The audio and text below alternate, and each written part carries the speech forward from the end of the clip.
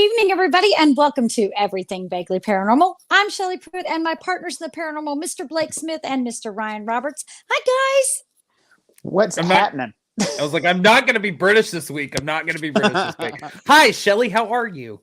I am doing great. And I got to tell you that tonight I am so excited for the guests that we have this evening because they are friends of ours.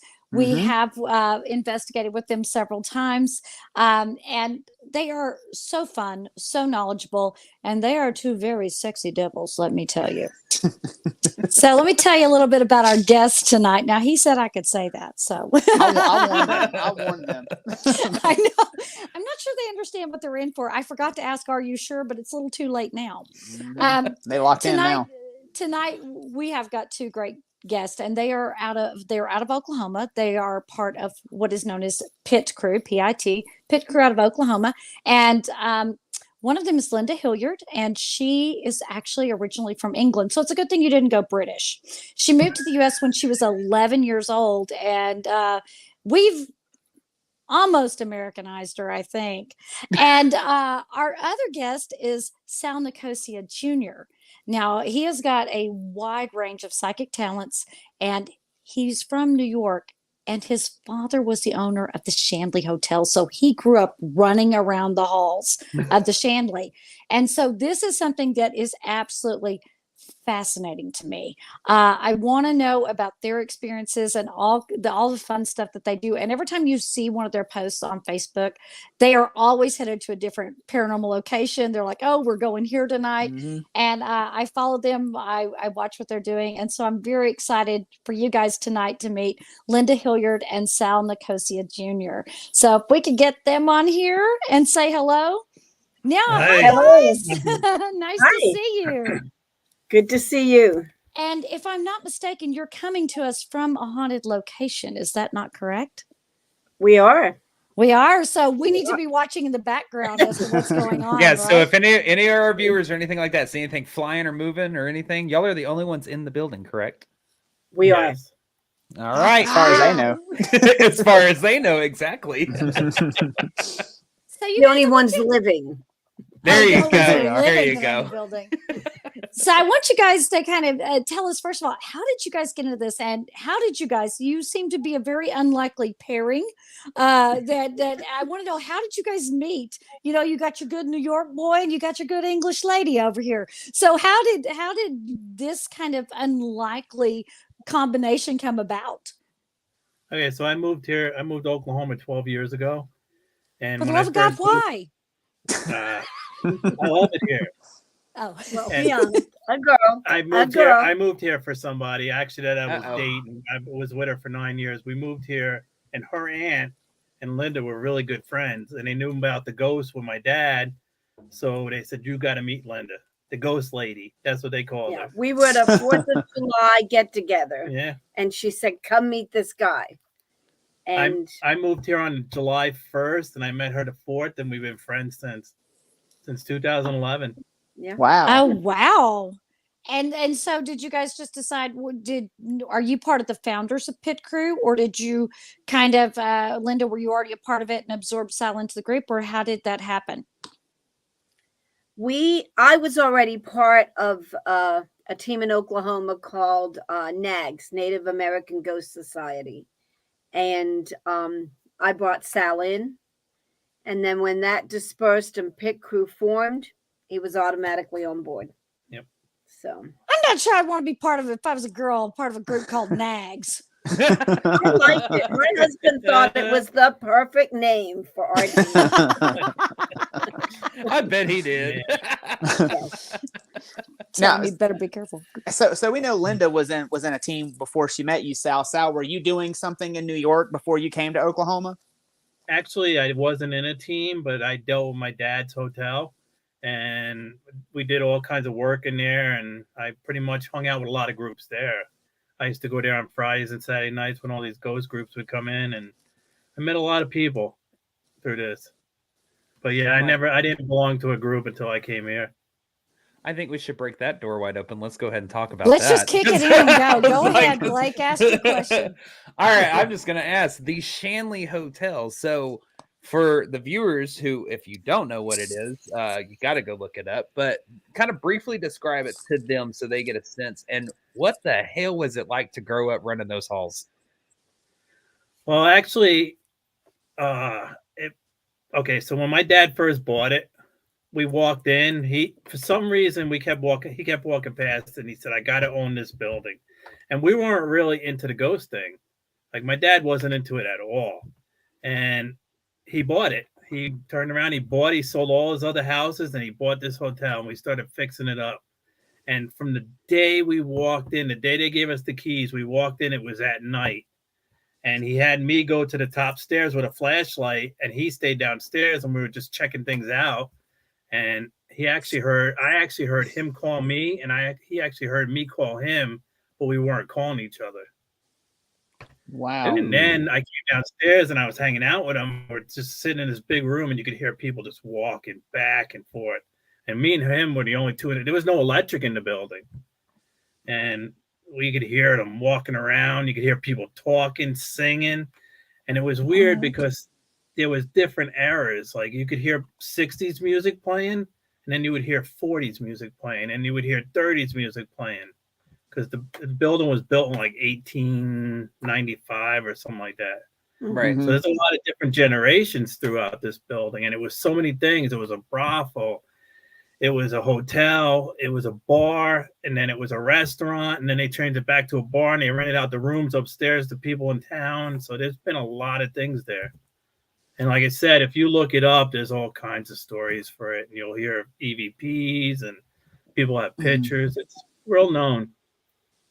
So when you walk into the building, it's nighttime, and your dad gives you a flashlight and throws you to the wolves. How did that feel? Well, see, at first we weren't into it. You know, I seen it on TV and everything, but I didn't know nothing about ghosts and, really into it. And I got to the top of the stairs, and then you could just feel it. I could feel it on my neck. And like I said, your hair stood up at you. It was a totally different feeling. And actually, the part I forgot was my dad's friend came there, and he didn't believe in it. He don't do anything with it. And he actually was in the building 3 times since my dad owned it. Never again. He never came back in because, and he didn't believe it. He goes, there's no such thing as a ghost. And no, he never came back. He found out, huh? so when you're hearing all he this learned music, his lesson quick. Yeah. So when you and your dad are the only two in the building, and you're hearing all this music and movement and moving around, what is your dad saying? Was he the type to believe, or was he like, I can't explain what's going on? No, he believed right off the bat. He was like, this is it. He goes, this is the reason why it called to me. He said, this is supposed to be my life. And that's what he did. He made it his life. Like he didn't go nowhere. He stayed at the hotel and every weekend. And then he started doing weekdays. And it was like the building was calling to him. So he believed it 100%. He was into it 100% from the day we put the key in the door. Did you know you had a gift back then at the very beginning, or? I found out. Linda just got my question. Go, girl. No, you're fine. That was my next question. I found out in 95. It was my mom's funeral, and we were at the cemetery, and it was me, my dad, and my brother, and my uncle. And I looked up, and I seen my mom with 2 people, and I could see her crystal clear. And I was crying, and she was like, you need to stop. She's like, everything's fine. I'm with people that love me. And I didn't say nothing. And I went home, and I explained to my dad, and he said, well, I'll be right back. So he went and got a photo album, and he pulled it out, and it turned out it was my great-grandmother and my uncle, one of my uncles. Whoa. And I didn't really know. I'd probably seen pictures when I was younger, but I didn't know who they were. And then I seen it that day. So then we were sitting, my dad was in the kitchen with my ex-wife, and I was in the living room, and something came to me. My mom said, tell your dad to please pay that bill. I wrote the check out, but it's still in the checkbook. And I went in there. I said, Dad, Mom said you need to write this. She wrote a check out. You need to pay this bill. And he goes, what check? And he looked in the thing that was written out from her. And that's from there I started putting 2 and 2 together. And then it opened up like it just opened up, and it was just like a floods, like cemeteries, everything. So yeah, I'm awestruck by that, because the idea of actually being able to see them, that is something that actually scares me. It's one thing to hear them through EVPs or through a spirit box, or to even catch a picture of them, but to see them in real time. And I will tell the audience this, that whenever Blake and I had done a split Estes method at Old Park, and Sal and Linda were both there, Sal was insistent that he stayed with me and that he went upstairs with me, and Linda went with Ryan, because they knew that they could communicate back and forth with each other if Sal needed to go to one or the other. Mm-hmm. And if you ever go back and watch that, we did that live. You can find it on our Facebook page. Sal, actually, you can hear him say, there is one right in front of her. He's right in her face, and he is nasty. And it was right about the time when I was like, there is something right. And I couldn't hear him. Mm-hmm. But he was basically cluing Ryan in that he needed to keep his eye on me, because they were, at one point, Sal says she's surrounded. Mm-hmm. Which, Yeah, in going you back are. and watching that, being unaware of that in the moment, that scared the hell out of me. I was going, why do I do this? You know? Now, Imagine when how many times you go in somewhere and they're actually in your face and you don't know. right. Yeah. That's the scary part of it all. Now, They can actually do that. when Yeah. you see them, do they look like they did in life, or are some of them in various like eras of decay?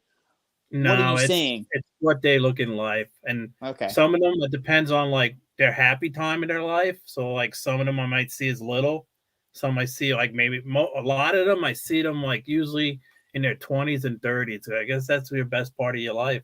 Is one of your best parts is your 20s, 30s, Right. and I see them in that. Like I don't see like on that movie where he's where they were shot and you see the bullet hole. I don't see any of that. Except Okay. my attachment. Yeah, well, you're My attached. attachment was not Yeah, happy. no. Oh, tell us about that, Linda. What do you mean your attachment? I had gone to last March. I had gone. 6 females got together, and we wanted to do a strictly female environment at the old park. Mm-hmm. And it was an enjoyable weekend. Nothing out of the ordinary, I thought, happened at all. We got a lot of activity. It was a good time. I came home. For the next 2 weeks, I was in a funk. I could not get out of this funk. I'm not one to be depressed, and I was down. I didn't want to do anything. So you call Sal. And That's what I did. Yeah.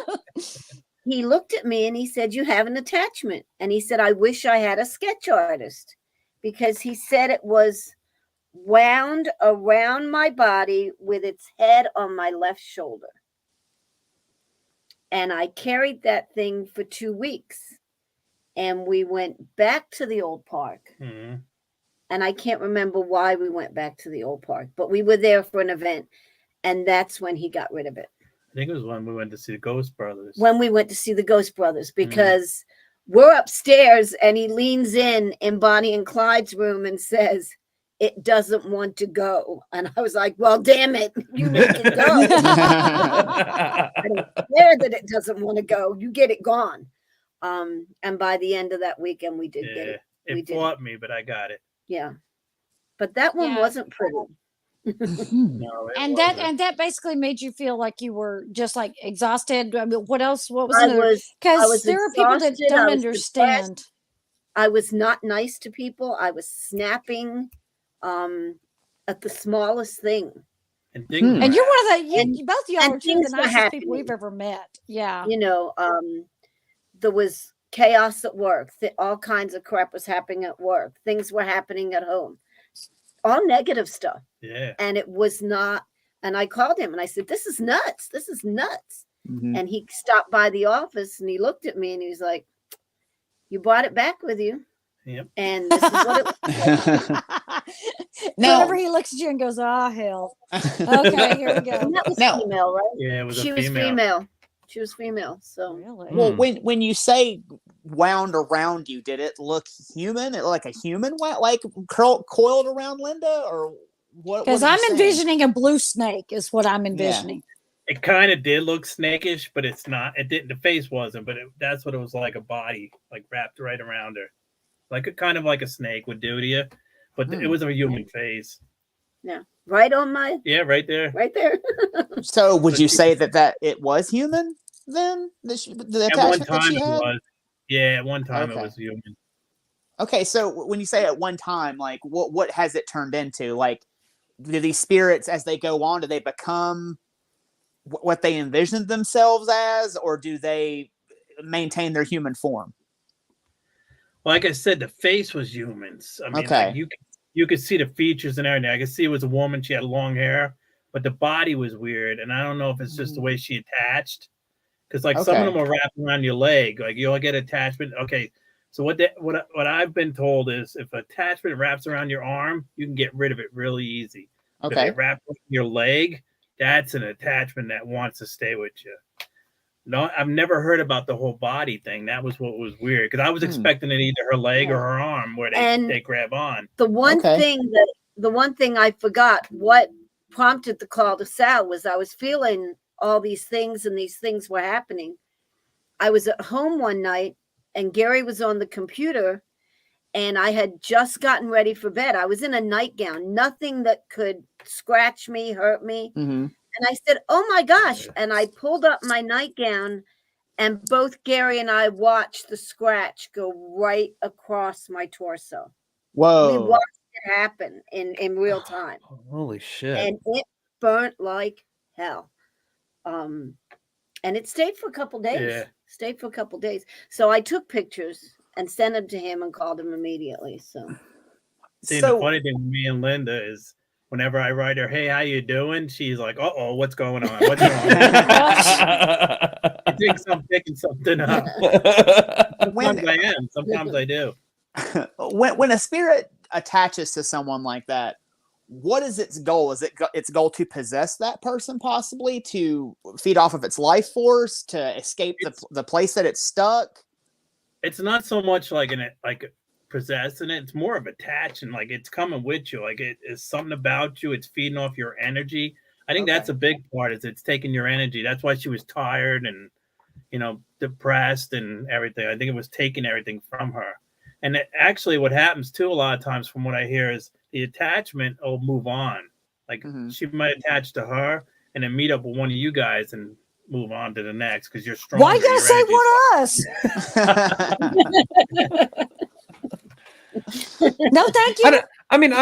I'm curious about this whole conversation because we've talked multiple times on this podcast about my attachment that I have at, still I'm still dealing with him, and he's been with me for might as well just make him a damn cup of tea at this point.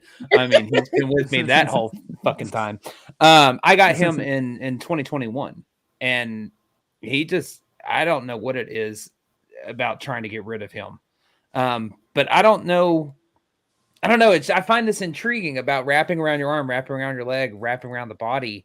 And what Ryan asked about why are they attached? Because I've always wondered that about him. Like, was it something, can they attach if you, let's say, piss them off in a way to kind of seek revenge in a way?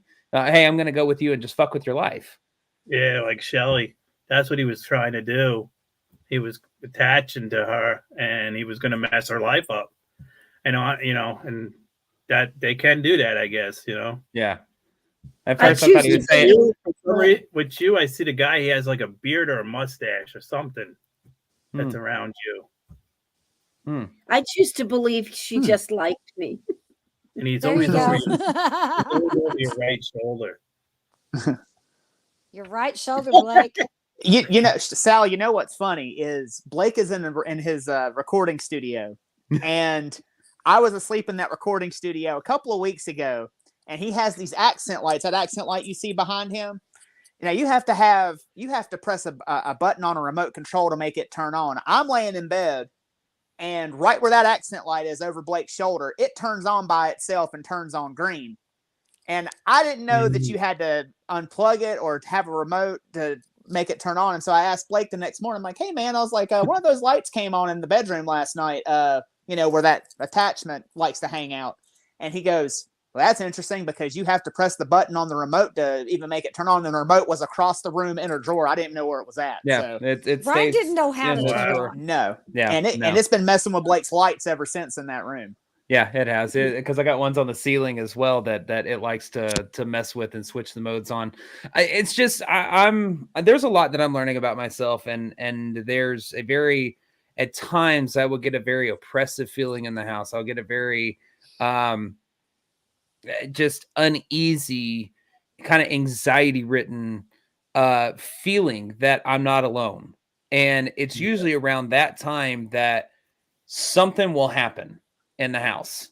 And like the other day, I had a picture fall off the wall. I'm not classifying that as paranormal because it could have slid down and bounced off the baseboard, but at the way it was laying in my living room, I'm like, okay, you're like 5-6 feet away from the wall. How does that just hit a baseboard and slide all the way out? And then just other things. I'll have things that fall over, the lights, them changing the lights. Just noises, hearing people talking and all that kind of stuff. Feeling him is another thing. He's the one that's pulled me out of bed before. He's kind of a little bad mamma jamma, if I will say so myself. But I don't know. And I'm gonna say this is gonna be a testament to Sal right now. Through a screen, you pinpointed exactly, because Ryan, Shelley, and Brittany were all sitting there at the table when we were at West Tex Paracon, and they had Reiki healers that were there. And the main guy and his friend kept walking past, coming by our table.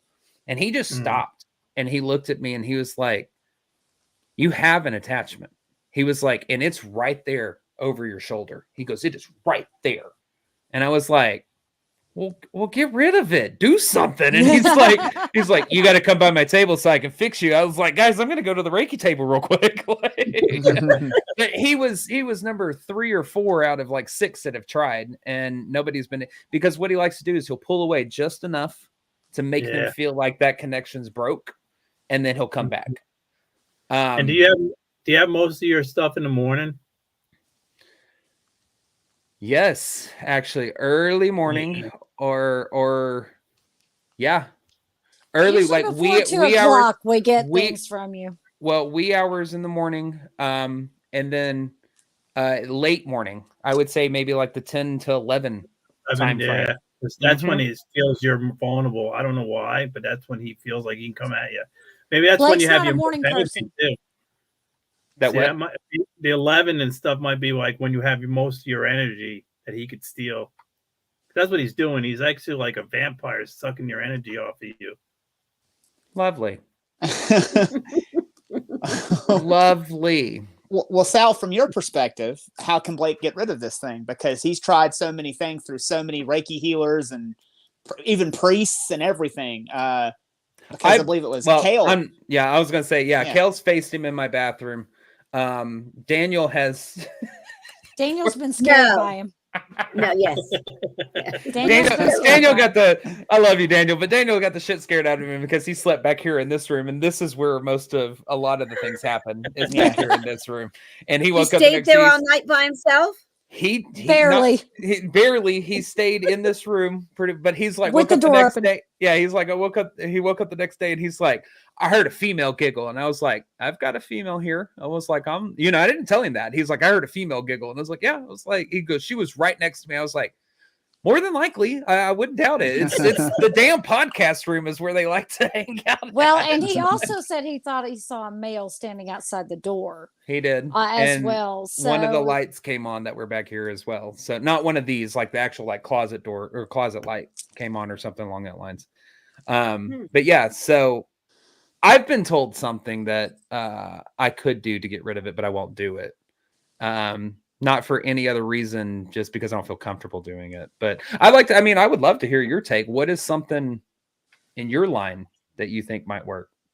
Actually, I could probably try to help you next time we're together. Okay. I could actually work with you and see if I get it go. Not promising, because like you said, it's hard. Sometimes when they attach, depending on where he's attached, it's harder at the legs. When they're attached around your leg, it's harder to get rid of them. Gotcha. Mm-hmm. I got a question for everybody on the screen. Did I just blip out? You sure did. It was like a lightning flash. That's what I thought. I never blip. I'm telling y'all. Whenever you say, what do I do to get rid of him? He's like, exactly. You're done. Yeah. Oh my God. Anyways. He's not happy. No, I know he's not. We're gonna have activity tonight. Sorry, Blake. I will tell Lovely. you this, Sal. Great. Sal and Linda, there's something that's very interesting because every time I'm over there, I will say, you know what? If he can come out, he can come on out. I'll talk to him. There's never any activity when I'm there. Never. It's like he's like, no, thank you. Well, He's like, no, He thank you. won't- I'm not here. there wasn't that room, not he doesn't your want room. no part of you. Huh? He doesn't want What'd no you say? part of you. No, I bet he doesn't because he never makes a sound when I'm there. Not, I mean, and I, you know, I'm just like, bring him out, let me chat with him, and all of a sudden it's like, and He and just usually ceases. within 24 hours of me being gone, something goes on in Blake's house, and I'm like, Mhm. he wasn't brave enough to come out when I was there, but he Well- did mess with Ryan when we were both there, but Mhm. Well, I have a Usually- question. Did they mess with Ryan at all? Other than that, like the one at my house. Mm-hmm. Other than that, like anywhere you guys go, do you get messed with a lot? Because you two do. Do you? I mean, it depends. Like I got something snuck up behind me and scared me like whispered in my ear and scared the shit out of me at Broadhead Manor. I was in Arkansas a couple of weeks ago in Hot Springs and up in the Arlington, and one of the ladies was showing me one of the rooms and something grabbed my ankle. You know, it happens every once in a while, but not to the frequency that it happens to them too. Okay. it's just because we're free damn food. Yeah. But So I don't see- know. I don't know what it is about me where they don't tend to, you know, fingers crossed, don't tend to mess with me all that much. Yeah, there you go. With So I don't know what it is me about on me. investigations, things don't usually mess with me. But if Mhm. anybody's going to bring something home, I'm the one. Okay. I'm Really? always bringing something home with me. But and we've had many things where Gary's been like, "Oh, for God's sakes, get it gone," because it'll just when I come home. So But go ahead. I'm Go sorry. ahead. No, I was No, gonna go say ahead, I was a question that I was gonna have for you is when you and Sal meet, you guys become fast friends at the barbecue, 4th of July. What was the first investigation that you both went on together, and when did y'all realize y'all had something special? what do you think? I'm gonna say the old plantation. Yeah, Old Plantation here in Hmm. Oklahoma. It's an old restaurant. It's over 100 We've years been. old. Mhm. You've Mhm. been okay. Yeah. So Yes. Yeah. that was my training grounds. That and Concho Indian Boarding School. That's where I learned how to do what I do. And the Old Plantation is a place that never disappointed us. And we've had really nasty there, and we've had very comfortable, hey guys, we're back, how y'all Yeah. doing type thing. And I think it was our times there that we connected and realized we work really well together and we need to team up together. So whenever we split on Pitt, it's usually him and I go off together. Yeah. Mhm. And I will tell you that time at the old park was kind of disconcerting for me when I said, "You coming?" And he said, "No, you're going. I'm staying." And I was like, "What?" Yeah, That because usually I doesn't happen.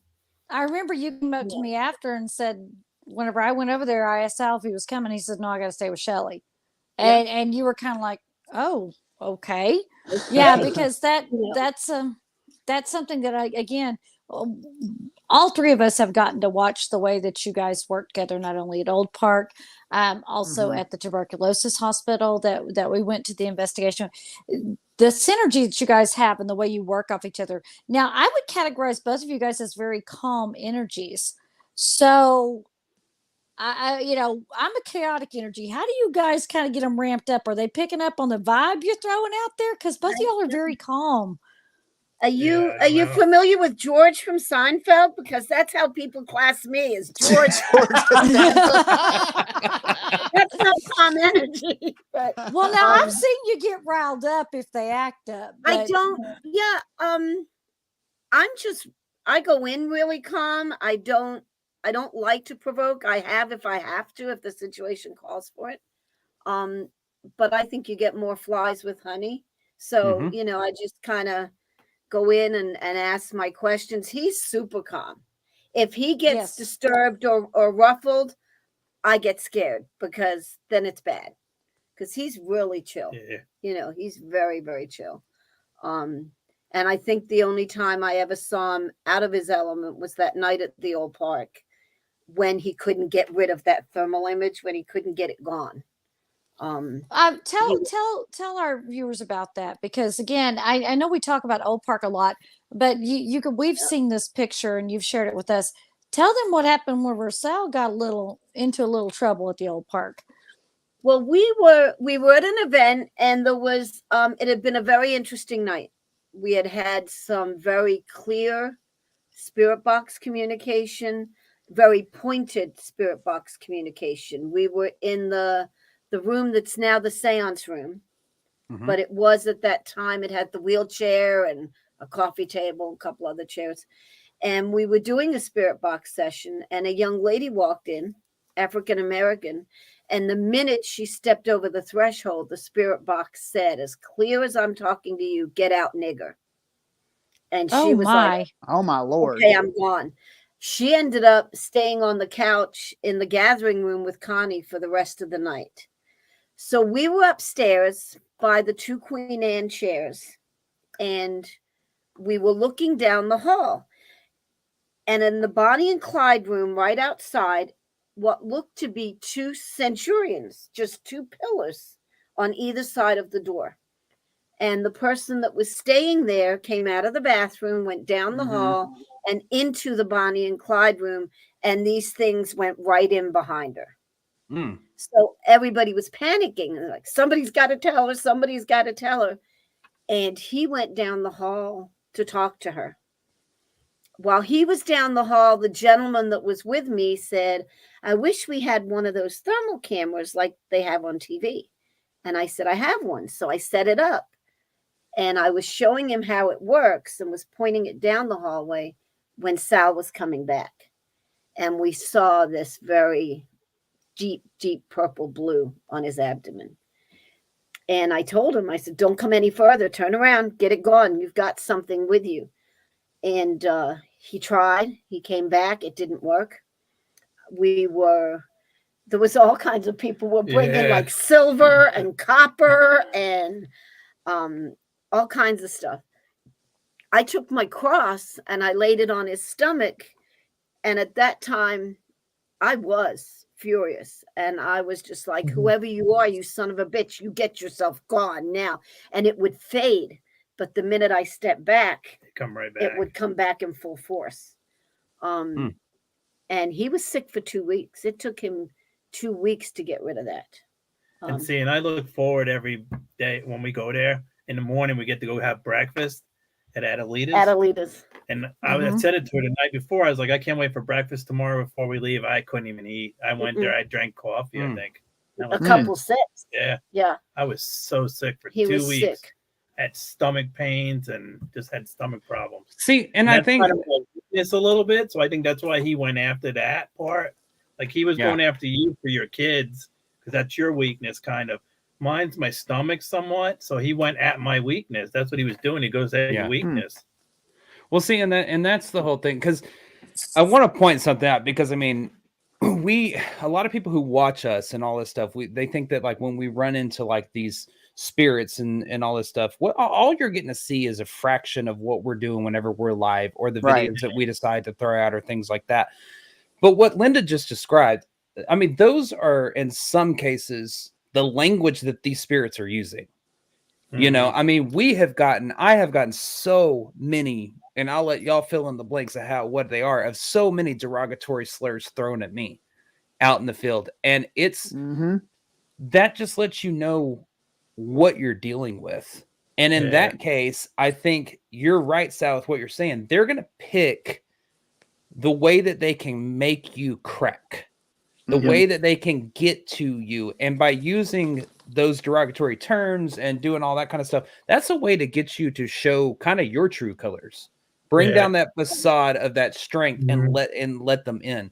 And that's things that we usually don't show, you know, whenever they get real, I guess, cross with us, if you will, in those moments. I have caught on spirit box sessions out loud in the room as we're talking to it, and it just goes out, fag, just as loud as can be. Yeah, because they're going. Well, look at the double Estes method. It went after Kevin because that was your heart. Yeah. Mm-hmm. Oh yeah. It brought up Kevin. Mm-hmm. Yeah. And Yeah. none of us knew for 10 minutes what was going on because you bolted to check on him. Yeah.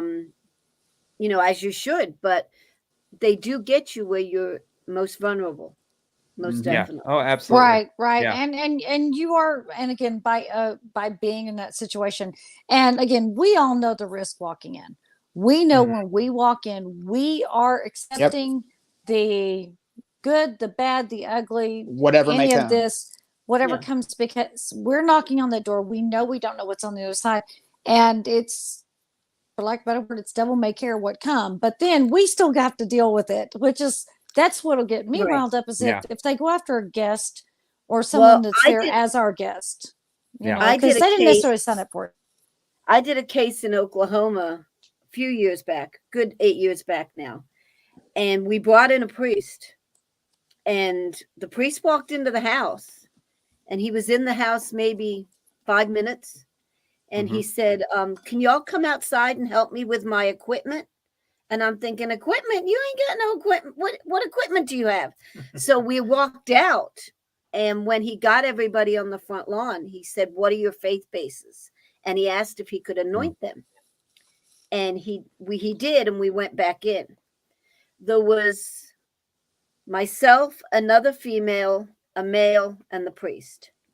2 days after we left that house, the priest was hospitalized, and they could not figure out what was going on with him. His stomach would swell up. He would be in excruciating pain. It would go away. It would come back. They never determined what was wrong with him. 3 days after that house, the other female had a heart attack. On the 4th day after that house, I had a full-blown stroke. Whoa. And I had no precursors for a stroke. And I've been on medication ever since. Whoa. It was at that point my husband said, enough, you're done. And I said, hell no, not on my watch. He doesn't get to win on my watch. Hell yeah. Then he wins, right? So Yeah. we don't really know what we encountered in that house that night. But the 4th male was not physically attacked, but inside of 6 months, he lost everything and had to move to Texas and live with family till he could financially get back on his feet. Wow. So, you know, don't tell me they can't do things, because they can do things. Yeah, they can. Well, and that's the last time that we went to Old Park, and this is kind of, it shows an intelligence of what you can run into, because you brought up Kev being, you know, them bringing up Kev to me at the Old Park whenever y'all were there. Then I had to stop. I had to make sure, get a hold of him. Hey, is everything all right? The last time that we were there, they did the same thing, but this time they did it through one of our guests when I was leading the Estes method. And I just looked at Ryan as I'm leading, and I said, hey, are you good? I just got this sense over me that I was like, I need to go. I need to call him and make sure. And I walked out of the room. Ryan's like, yeah, I got you. I walked out of the room, and I immediately went outside and started to call Kev. It took me about an hour and a half, 29 phone calls later, to finally get through to him. When he picked up, he goes, what are you talking about? It never rang once. Oh my gosh. Wow. The whole time I was freaking out. Blake was sweating bullets and damn near in tears because he was so scared that something happened to Kev. I snapped at Brittany. I snapped at Shelly. I'm sure. I mean, there was a few people that I snapped at. Like I was. Well, going that's back where to I came there and sat down. So the sorry, room with you know. and I'm like, we're going to calm down. And it was funny is as soon as he kind of calmed down and took a breath, the phone call went through. Yep. Yeah. So I was sitting there with him. I'm like, okay, let's think logically. He could be asleep. He could be da da da da da. And I'm like, I want you to calm down and just take a breath, and in a minute, call him back. And if he doesn't answer, it will be fine. We'll have someone go check on him. How about that? Yeah. Right. So whenever he finally calmed down and made the decision, yes, someone could go and check on him. Suddenly, the phone call went through. That's crazy. So it's crazy. it was like whenever he figured out a way around whatever was going on, it stopped. Yeah. Yeah. that's the level I of think- intelligence sometimes that Yeah. they can bring. The important part is we always hear it feeds on fear. Mhm. And to create that fear, if somebody you dearly love you think is being threatened or harmed, that's fear. Yeah. And Yeah. that's a buffet for them. Let's have at it. It is. And you have got to have grit and determination to do this too, because there are times where you have to switch into that extra gear and summon every ounce of courage within you to stand up and say, no, you're not going to do this, and go back at it. Yeah. To keep it from doing what Yeah. we know that it can do. Oh yeah, because once I got a hold of Kev, all bets were off. I was like, all right, fuckers, let's go. Come on, we go and investigate now. Like, because we like to say we don't provoke, we defend. That's And exactly it. Yeah. if it comes to that point and it wants to act up, well, we can act up too if we have to. Yeah. And exactly. And that's the night at the old park when he got attacked. Next to my husband, this is the closest thing I have. And, I went into that fight mode. And it is more defense than being provoking. But I did call him every damn name in the book because Yeah. he's going after my friend, and that's not going to happen. Mhm. I didn't go back for a year. A year he didn't go back there. Wow. Wow. And he I was was gonna say- nervous as hell the first time we were Yeah, when going I back. went back, I was like, I walked in the door, I was just like, wow, I don't even know if I want to be here. But you went right Yeah. back upstairs and Yeah. said, I'm here, bring it, you Yeah. son of a bitch. That's what you said. So. I'm a big believer. Go ahead, Sal. I'm know, sorry. Like she said, if you back down from it, he won, and they know that. So Mhm. Right. Mhm. I'm a big believer in stand up and don't ever give them the power to allow them to think that they've beaten you. Because the second they think that, you won't ever beat them. No. It's not about stepping out to compose yourself. It's about walking back in the door. Right. And Yeah, you really may that's not it right want there. to, but you better do it. You Mhm. better do it. We were talking the other day about, you don't run down a dark hall because it's dark. You run down a dark hall because you're afraid to run down a dark hall. yeah. That's why you do it. You have to stand up that fear. You have to face that fear. That's the only way to conquer that fear. And if something scared you, Right. you better stand up to it. Yeah. You're giving it a lot of power if you don't. And if there is So- and there are paranormal investigators, if any of them ever tell you that they're not scared, they're lying to you, because there are times right. where you are terrified, but you can't, like you said, you cannot give in, you cannot relent, because they're going to mess with you even harder if you do. Yeah. So You better channel it into something you can Mhm. use, whether that's anger, whether that's determination, whether that's fight or flight mode. You better channel that fear into something that will serve you rather than, Mhm. rather than make you go, and run away. And Or you I just think run- that Ryan's absolutely right. I mean, any one of us, there has always been at least one point where you've had the crap scared out of you. Oh, Yeah. God, yeah. To some Yeah. extent, Yeah. Yeah. Mhm. Or several Yeah. points. I ain't gonna lie, several points. Yeah. Yeah. I'm like, because I mean, some run down a dark hallway because you're afraid to. Some just run down a dark hallway because you're Shelly. Until something jerks your backpack back. Yeah. Hey, I'd but pick you you know what up. I did? I went screaming at him. You bring yourself out here. Don't you start. I did. I went chasing him when he jerked my backpack backwards.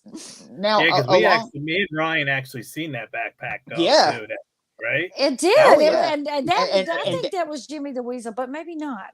we did, but Daniel was right behind Shelly and saw it, because we saw her like get Daniel jerked backwards, but came Daniel saw out. the backpack lift.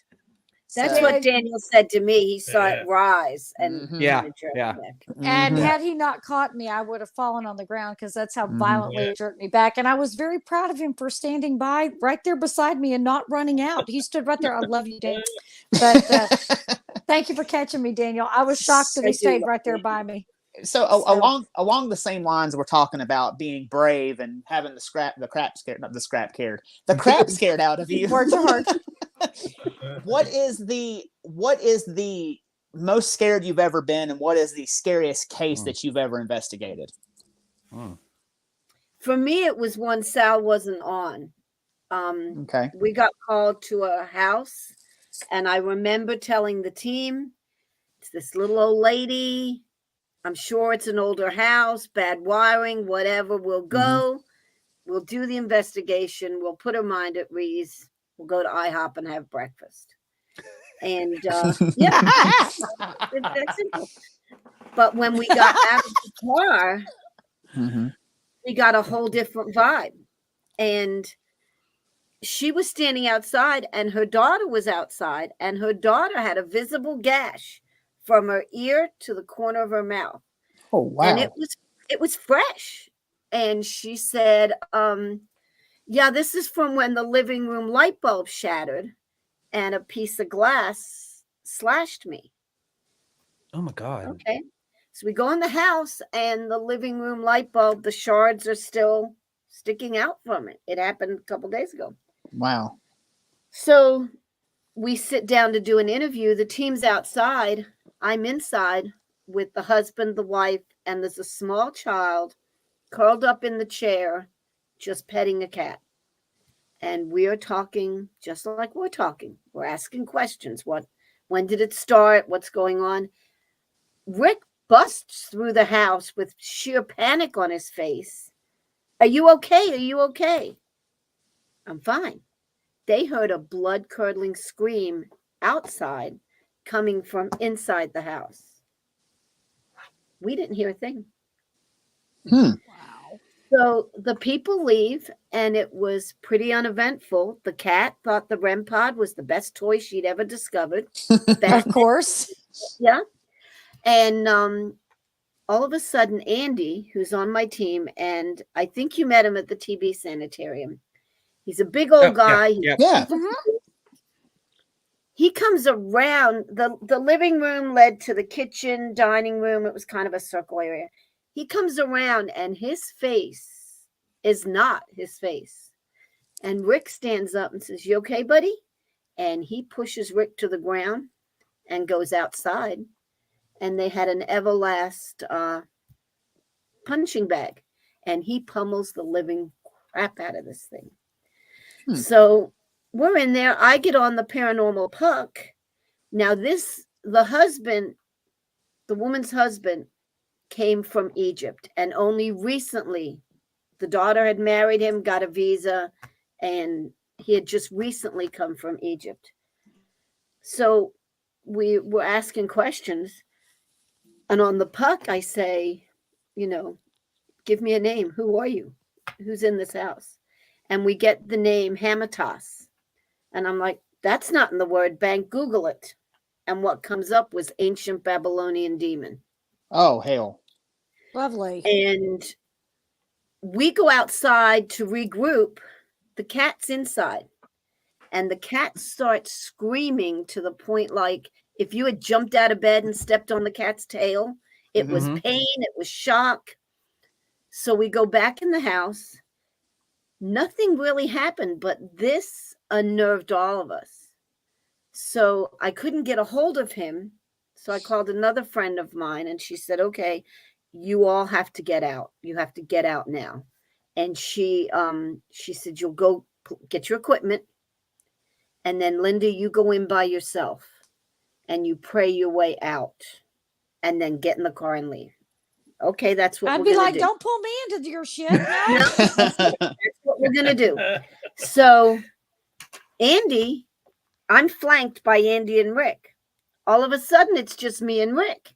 And Andy is screaming, "I can't move." So what do you mean you can't move? I can't move. He physically could not move forward. Okay. Well, normally I'm very precise. You all have seen me put the stuff in the bag, zip it up. No, if you listen to that video, chunk, chunk, chunk, chunk, stuff is going in without cases, nothing. We got to I went back in and I prayed my way out and we left. 4 adults with almost 80 years experience between us were at IHOP and couldn't keep the coffee in the mugs. We were shaking so bad. We ended up bringing in a gin, and not a gin, I'm sorry. We brought in a Muslim priest, a sheikh, for that gin. And He did several things. It was quiet for the longest time. Then it came back, and my team said, we're not going back. And Cale and Daniel went. And they did some work on the house for the woman. And turns out, I think the man was either oppressed or possessed. By the time Cale and Daniel got there, the Egyptian gentleman was in jail. He had burnt the feet of his little girl. What? Because he was angry at her. Mm-hmm. He burnt the soles of her Oh my feet. God. Whoa. When Daniel called me, his voice was shaking when he was telling me about this. So I would never have thought that from that man. So I think whatever was there definitely did a number on him. And then he harmed his family.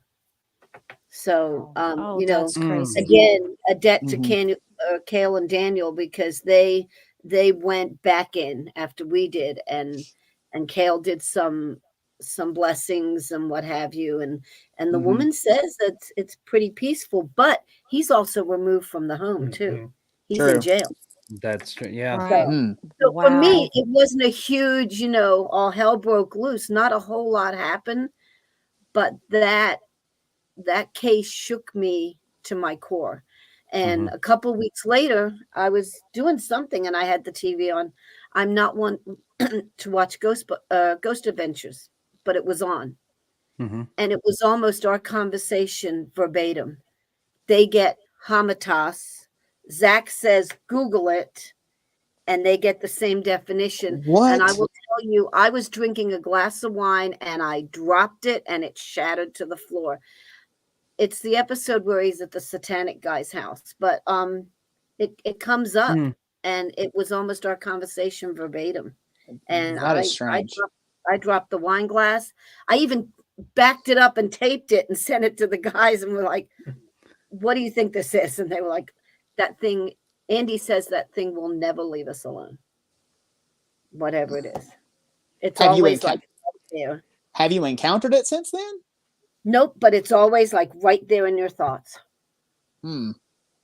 Whenever asked the question that Shelley asked, I don't have to think twice. That's the one that gets me, and that's the place I won't set foot in. Yeah. Wow. I did not feel safe in that house. Yeah. Seeing that's just, oh man, I don't know, because we get a lot of calls. We've had a lot of calls, I will say, residential, commercial buildings, things of that nature, and they wanted us to come in and try and figure out what's going on. And we coming across something like that, we immediately turn that over. Like, we're like, someone else. This is not us. Right. We are paranormal investigators. That's it. We're not demonologists. We're not priests. We're not exorcists. exorcists. And Anything like that. I have a degree in theology, and I've studied demonology for many years with reputable people. And I almost want to say I'm comfortable. I've assisted a priest with 2 different exorcisms. So, I mean, that's where my interest lies. I'm very interested in that. Do I want to encounter that? No, I don't. No, thank you. No, thank you. Yeah, that was for me. It was extremely scary. I don't know what your scariest case was. It wasn't a case. I was probably like 21, 22 years old as an electrician. And my boss sent me to a bank, and we're working in a bank, and I had to go in the basement, and nobody would take me down there. They were like, no. The doors were locked. So Sign number 1. They had to see, and I didn't even think of it. And they had to unlock the top door and then go downstairs and unlock the bottom door. Boy, they get this girl to do it. She unlocks it. She goes down the stairs. She unlocks it. And she goes back up the stairs. And she goes, if you need anything, let me know. When I went in the basement, realized it used to be an old funeral home. Oh no! Hey. I'm down there by myself working, and I could just feel it. Like it just felt like everybody was behind me, and that was like so uncomfortable. And I was going to be down there at least 3-4 hours working, so it's like it wasn't like I went down quick. I had to stay down there. And then finally, the guy that was working with me, he comes down, he's down there, and he goes, look on the shelf over there. I look, and there's little caskets like this big. Oh, my God. Oh my God! And then there's the table where they used to embalm them and everything. And I was just like, oh my God. So we finally get done. I get out of there. And the girl goes, "You hear anything? You see anything?" I said, "Yeah, I heard stuff. You could hear stuff." I said, "You could hear stuff falling, but there's nothing down there." It was just boxes of like their paperwork. So there was no metal, and you could hear stuff hitting the floor and everything. Wow. And we locked it up, and I went back to work. I went back to the office, and I was like, I had to explain to him, and he laughed. He goes, "Yeah, I knew that was going to happen." He goes, "Because it happened to me." He goes, "And that's where you go." Was that very shortly after you discovered your gift? No, had this you was just way before. It was probably like 6-7 years before I realized I had the gift. So I probably was feeling, that. Yeah. It just was like weird. Like I said, I didn't. Hey, I bet you told your boss, "You son of a bitch, you sent me down there after you went." Well, I did. And he goes, "Yeah, the last time I was there," he goes, "there was something on the table and I could hear it move." He goes, "And I turned around and it did move." And he goes, "That was the last time down there." He goes, "Now it's your job." I'm like, "Great." It's just a hazing ritual. That's it. You get the newest member on the team. Like we have one that she's our sometimes investigator, and we keep telling her we're going to send her down to a basement by herself, and she's like, "The fuck you are."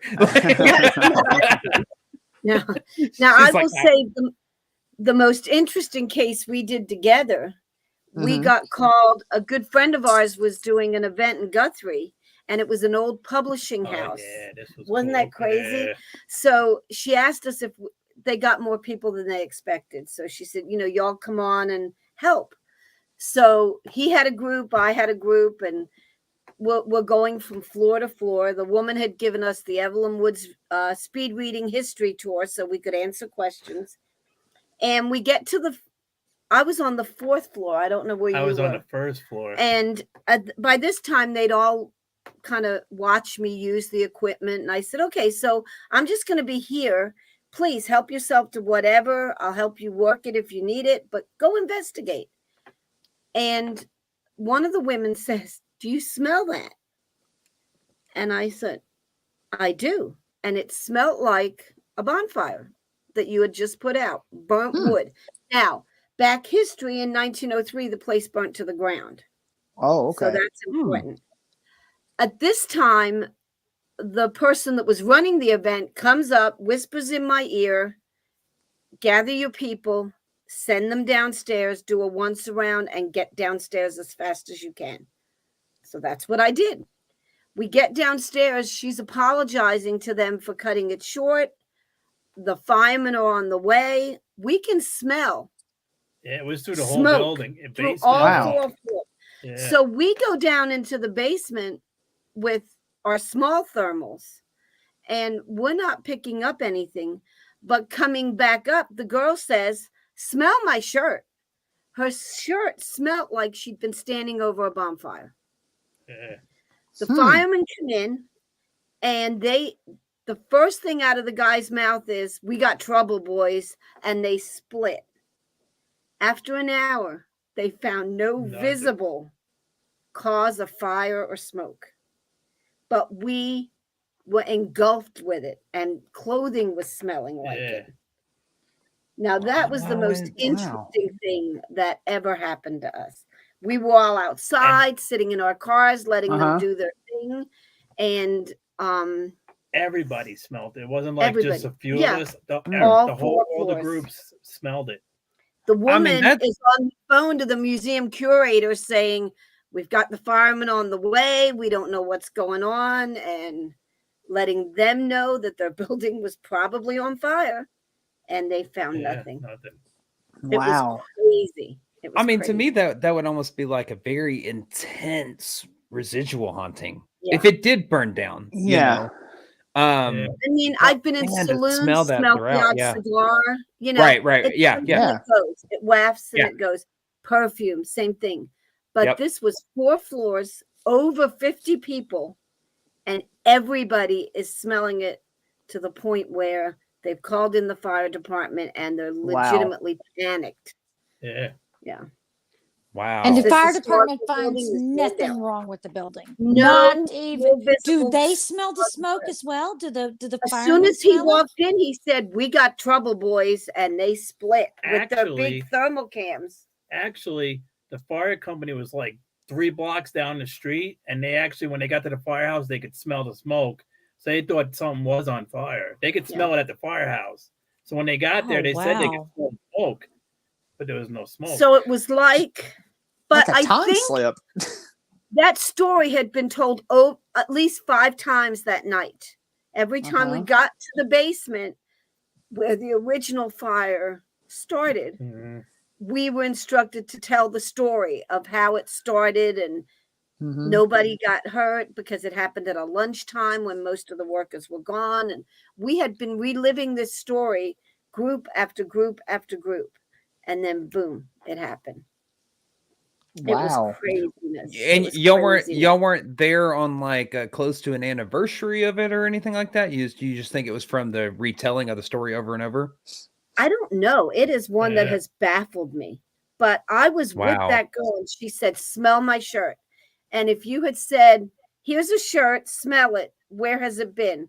I would have said, "This person's standing over an open bonfire."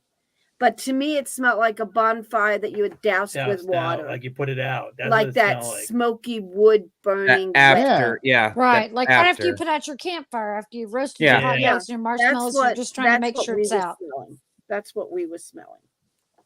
That is so strange. I think the most intense scent one we've ever had, I think it was Ryan and I at the Magnolia, where we walked in, and every time we walked in this room, it smelled like it was full of baby powder. And that every time we walked, and it wasn't like it was quick, it was like there all night. Every time we went in within seconds, it was there, and this thick smell of baby powder was in this room. And even when we left, we could smell it walking up to the door. That's probably the most intense one as far as scents go. One of the things at the old park, I would always say, "Hey, Grandma, let me know you're here tonight." And we would smell the yeast rolls when the kitchen had been shut down forever. We would smell yeast rolls baking. We could smell that. And for us, that was her way of saying, yes, I am present, or no, I'm not. But never anything as intense as that. No, that was wow. something else. Well, speaking, I smell cigarette smoke when my dad's around. So whenever I smell, I'll smell for a second. And nobody in my house smokes. So I'll smell for a second. I know it's him. Well, I was going to say, speaking of Old Park, we actually smelled, and we just had one of our viewers mention this. We had kind of a close to the same experience, because I think we had probably about maybe 8 or so people up there. It was about half of our group was up there in Deacon's Den. What they have is Deacon's Den now towards the back upstairs. And we all started to smell smoke. And Ryan, I think you were in there. Shelly, I think you were in there. I think you weren't in there. No, I'd run off by myself. I'm gonna say maybe it was Brittany then, because I thought like 3 out of the 4 of us were in there. But anyways, and a couple of other ones, and it just started to kind of like waft through the room a little bit, and then we were all like, "Dude, I smell a effing fire." We were getting smoke and fire on the Ovilus too, were we not? Don't quote me. I don't remember. Like throughout the entire. Right. I don't remember. Well, I do know that I actually walked up on you guys when that was going on. That's right. And you said, "Do you smell that?" I'm like, "I don't smell anything. What are you talking about?" Because I didn't. I walked into the event already occurring. Yeah. And I didn't smell it. And you're like, "We can still smell it." I'm like, "Yeah, I can't smell it." Yeah. And see, that's the part of the paranormal that excites me or still enthralls me a bit. It's like, okay, I can explain easier. Right. I think it's funny. I can explain easier a full-bodied apparition or a shadow figure or something like that. But it's harder for me to try and explain the phenomena of smelling smoke. Yeah. When there's no smoke, Yeah, like you're saying, we understand being able to possibly see these things, but when it starts to affect the olfactory sense, that's how does it affect that system? Or auditory too, when you're hearing blood curdling screams, and for other people not, Yes, that lends into another theory that we've discussed before. Me and Ryan have gone really in depth about it. I just have this thing where it's like, I think the paranormal can create these bubbles where it's like almost a soundproof bubble. And it's like only those that are meant to be in this bubble or meant to hear this phenomena or witness this are going to witness it. Because when I got pulled out of bed with the attachment that I had, I was blood curdling screaming. I mean, I was like trying to wake myself up at the same time. I'm going off the edge of the bed, and I run into the living room, and Kev's asleep on the couch. And I'm like, I yelled at him, "Hey!" And I was like, "Did you not hear me?" And he goes, "I didn't hear anything." Mm-hmm. And there's no way he couldn't have heard me and not woken up. Right. You know?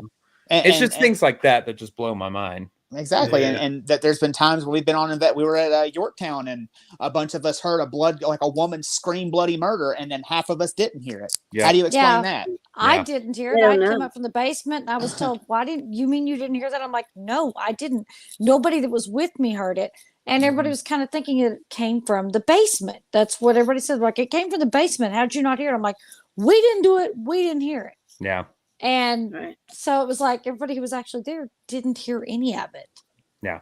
So that's something that kind of phenomena. Is there a particular phenomena that you guys have more experiences with than other? Is there more like apparition sightings or smells or sounds? What is it that you guys seem to get the most? The auditory, the visual, the olfactory? I've never seen, I can honestly say, other than the shadow person at the old park, that is the only time I've ever seen like a full-bodied apparition. And I kind of shocked myself because I walked out of the room and something said, turn right. And there he was. And it was almost identical to the picture you took. He was very tall. It was all black, so there was no facial features. But I knew he had a cowboy hat on. I knew he had a duster on. And I just looked at him and was like, huh. And it was like, it looked at me. I looked at him. He turned and vaporized down the hall. And I came downstairs and said to Connie, I just met one of your cowboys. I mean, it was, I don't know if I was stunned, but I was as cool as a cucumber. It was like, That's very odd because I Yeah. was Right. too. Whenever and I say it was Deacon. I say it was Deacon jumping up to help me out. Right. But I'll tell you, that first moment, that electricity you feel, and it's Mhm. weird because you're like, did I see that? Did I not see that? Why did I just see that? Was I supposed? Okay, am I crazy? Oh, look, it's on the camera. I'm not crazy. It's right there. Right. yeah. Well, it's And like I always see- tell. Go ahead. I'm Go sorry. ahead, Ryan. I was saying, We have very similar. We have very similar opinions. I always feel like Deacon's right there at my back, help I do too. whenever I'm there. And I have said on many occasions, Deacon, get your boys under control because Mhm, that's what I say too. I've never been afraid of him. It's more of a protector, even though they put him off as the bad guy. So I like your reaction. Because it will, as paranormal investigators, sometimes it is our reaction because we're like, am I seeing what I'm seeing? You're trying to rationalize what it is you're seeing. If it's not a paranormal investigator, they'd be like, holy shit, there's a fucking cowboy in the hallway. Somebody else seeing this? That's still mine. That's still I was mine. the only one up there. They were all in the jail. I had come across to talk to Connie, and we were talking Sensi. And I said, well, wait a minute. I have a picture on my phone of the one I'm looking for. Came upstairs, sleeping in Preston's parlor, walked into the door, got my stuff, walked out, and just looked and was like, huh, there he is. I'll be damned. And I'll be honest with you, my only thought was, got my money's worth this weekend because there he is. I know, right? There he is. Well, I'll be damned. I find that very interesting Yeah. though, because you have two people that have now seen him, Mhm. both females, both sleep in Preston parlor, both have blonde hair. Mhm. Oh yeah. Mhm. I'm wondering if there's any Both of others. us fierce as hell. I was about to Yeah. say both very fierce attitudes. Like when shit starts going sideways, both very fierce attitudes. So I'm wondering if there is, I don't know, maybe that's his type, a female And blonde both sleeping in see him. Preston's parlor. Both see him as a protector, not I an do see Right. him as a antagonist. protector. Yeah, I do. I think he Yeah. looks out for me, which is why for the longest time I said he's not there because I don't get messed with like this here. Right. When he was there, him was there, the guy, the entity that called himself David finally. So yeah, and I didn't feel him around. I didn't feel Deacon around me, which really unnerved me. Right. because I've never been messed with other than Jimmy the Weasel, who, he's like gum on your shoe. You just got to wipe him off and be like, get out of He's here. just a player, you know. Yeah, I don't, yeah. you know. Yeah, he's more. Hey, what do you think about old Jimmy the Weasel? Tell me what he looks like, because I'm real curious. Yeah. Jimmy the Weasel. I'm Yeah. not really sure. I never dealt with him. You've never Oh, dealt he- with No, Jimmy the the he's first time I heard of slimy. him was with you. Oh, he just kind of slides around in the shadows. He likes to grab women's butts and touch them. Mm. And I was gonna say that's the thing though, is that he doesn't he he's doesn't make never himself available to men. No. to the men. No, he Mhm. doesn't. He hasn't really done anything with me. The only time he's ever come through to me is in Estes Method when you're leading it, Shelley. Yeah. But other than that, he doesn't mess with me. And so, as far as I know, anybody that we've taken there as a man, No males have ever said they no male has encountered ever him. had a run-in with him, but a lot of the females have. Now, So, I yeah. would probably tick him off because I think he wants to present himself as a badass. Oh, he And tries I, to. Yeah. Yeah, and I just laugh at him. You know, I'm it's like, just Jimmy, get out of Jimmy, here. Go away. You know, but I have stood in that dark hallway and I have called on Deacon and asked him to come be with me if I Mhm. felt any way unsure. Yeah. I feel like I can do that and just say, come on, I need you right here behind me. And that's how I look at him. I've never looked at him as a bad guy. But the thing So- is he wasn't like like he went out and killing people, right? He was He shot somebody in the eye. yeah, but wasn't he shooting bad guys? Well, he had a murder for hire business and was killing Yeah. anybody who would pay him to do whatever. Yeah. okay. Yeah. Yeah. They called him Just- Killer Miller. Yeah. I like how He's Linda's cool. like. And have in your corner. Yeah, well, that too. Yeah. I was gonna say, I like how Linda's just like, he shot somebody in the eye. Like, He was kind of one of those anti-hero characters. You know what I'm talking Yeah. about? Like, I mean, yeah. he did some stuff was kind of unscrupulous, but he's such a damn badass when you read about him Yeah. and read his story. He's Yeah. real cool. Oh, I'm impressed by him. I'm like, yeah, Uh-huh. you could take care of me. You get over here and shoot somebody for me. You go beat him up, Deacon. You go get him. But So- yeah, I don't know. I just it's hit or miss at the old park. It's always active. Yes. What you're gonna get, Who these you're days. gonna get? Who? Yeah. Because I always said my son is 19, autistic. Mhm. He's always wanted to do this, and I always felt in my heart the old park would be the place to start him off. It was Mhm. gentle. He would get Mhm. activity, but it was gentle. Since they've opened up the jail, I still have not brought him. I'm on the fence about bringing him to there. Mhm. Well, Because you know- maybe we all Maybe should now. go again because and see. We'll get Linda. We'll get your opinion, and Sal. We'll get you to mentally look around it and see if that old boy's gone. And I'm really excited to go back there because I want to see if it's back to being the old park that is Mhm. fun, that's funny, that's flirtatious, that's sassy. Yeah. Can be a little dangerous if they decide to act up, but for the most part, it was always just so fun. Lots of activity, and there was really nothing that I had to be afraid of there for the Right. most part. I So think one of hopefully my it's gone back favorite- to that. One of my favorite times is the one when we all just went and it was just you guys and just us and Yeah. Chad. Yeah. I mean, we had nonstop activity. Nonstop Yeah. activity. Nonstop. We were at it at 8:00 that next morning. And Mr. Fields, Kelly and I. Mhm. Yeah, We- down in yeah. Henry's workshop. Yes, and we had a little Yeah. little girl talking to us. We did. Oh, And boy. it was bizarre because she said, who just came into the room? And that box said, hello, Linda. And Hmm. for them to know you like that. Yeah. Yeah. I mean, I was excited. I'm like, he knows who I am. Like, all right. They do get to know you, that's for sure. Like Yeah. they know who you are when you go to places I know multiple times. we talk about old parks so much on this podcast, but it delivers so much. does. And the stories are it's abound with stories. Just it's overflowing with the paranormal stories, is. honestly. Like Yeah. every And time we go, we have something. And like you say, they know you is weird because when about a year and a half ago I went back to New York and I went to the Shanley Hotel and the person that owns it now walked me around, show me what they're doing. And when I walked in the door, I could actually hear. And my son's not sensitive, and he's like, "Did you hear something?" And he didn't hear exactly what they said, but it was like, "Welcome home." That's what I kept Oh, hearing. wow. Wow. My son's like, I heard him say something, but he couldn't hear what they said. And I said to him, I was like, they said, welcome home. And they're like, he goes, oh, they remember you. And this has been like, I was there 5 years ago for my dad's funeral, but it's, I was there in the last 12 years once. And this was the second time. And they were like, welcome home. And he says he's taking me, but I'm not we're gonna sleeping in any other room except the one he's in. I will be the Daniel. I will be the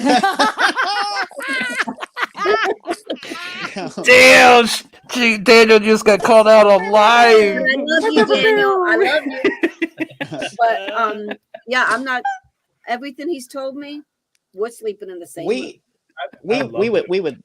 We would love to go. We would love to go up there and see. Oh, that. I think that would be an absolute blast, especially if the five of us on the screen, and Brittany, and then whoever, a couple of other ones, like just pack it out with them. Yeah, pack it out with some investigators and freaking do it. I'm with you, Linda. I will say all the stories that I have heard. I will be sharing Shelly's heating pad that night. I always sleep on a heating pad, so that means he's going to be in the same bed as me. Exactly. Yes. She's the little spoon. No, just kidding. I am. It's okay. Now, what would you guys say? Would you say the old park is the most active place that y'all have ever been? It ranks right up there. Mm-hmm. I would have to say the old park, Medicine Park, the old plantation, and there's one other place, Concho Indian Boarding School. I have never been there that things have not happened. Now, and it runs still open? Is that one still open? They actually just bulldozed it. Yeah, they bulldozed it. I literally just wrote that down to talk to y'all about how do we get in there. They're not doing. They found a lot of asbestos, but I've had my hair pulled. I've heard kids playing and giggling. We actually have film footage somewhere when I was on NAGS of two investigators playing kick the can for over 4 minutes with an unseen force. They would kick it and the can would come back, and they would kick it. And the can What? Way. It was a phenomenal place. And Bigfoot runs the creek in the back, runs along so you get all the gamut. You can go way in the back and get the Bigfoot, or you can go there and experience all the kids that used to be there. I want to go Bigfoot hunting now. I think one thing that we in Broken Bow. Let's do it. Yeah, I've been to Broken Bow. Yeah, I've been to Broken Bow. Let's go. Let's go Bigfoot hunt. I think that's our next adventure. It was a year ago. Yeah, we went up to do the asylum, the Broken Bow. I've investigated there. And we were an hour in. We had gotten to Walmart, got the supplies. We were in the cabin. Tornado came through, and we were locked in the cabin. We couldn't get out of Beavers Bend State Park. Trees were down, and he was on the porch. And y'all need to come out and hear this. We could hear them, and I think I told you this at the Paracon when we talked to Carter. We could hear them talking and checking. It was like chatter here, then chatter there, like they were checking on each other. And the smell was ungodly. It was horrid. The scream was. I don't even know how to explain it. No. It was weird. It was something. It was like a siren, but something like a human couldn't make that noise. A siren spoken by Chewbacca. I don't know. It was just like it was weird, and the smell was like skunk, musky, rotten meat. Yeah. It made your eyes burn and your throat burn. It was awful. And there was 5 of us out there that seen it. I mean, heard it and smelled it. Yeah. So like, Carter said if you could smell it that strong, they were fairly close. But and yet that was like an hour after the tornado had gone through. Wow. So, yeah. And then the last time we went, same thing. We get there, we're in the cabin, we're sitting there, and we're sitting on the back porch. And me and this other lady are sitting like this with our backs to the outside. And Linda's sitting here. And there's something in the weeds whistling. But it's not a bird. and it's whistling and whistling and whistling. And we looked that up. I looked it up. I started investigating, and that was supposedly They mimic. They mimic a bird, and they actually whistle each other. Because he was right behind. I mean, he was right behind us, and the lights went out, and I was out there, and then they came back on, so it lit up the whole everything. And I was just waiting to see his face. I was going to run. You're like, show yourself, you hairy son of a bitch. I'm saying bird, and the sensible one in the group is like, it's dark. Birds don't chirp. Birds don't chirp because of predators. And I was like, okay then. So we have been smoking some ribs. So I thought. Oh, I thought you were about to say you've been smoking some weed. Anyway, go smoking ahead. Ribs. So I thought, well, the smell of the food maybe enticed him. So Linda runs her ass down to the grocery store and buys a cheap hunk of chuck roast and makes Rick smoke it the next day to entice them to come back. And then we leave. So we've got the food on the smoker.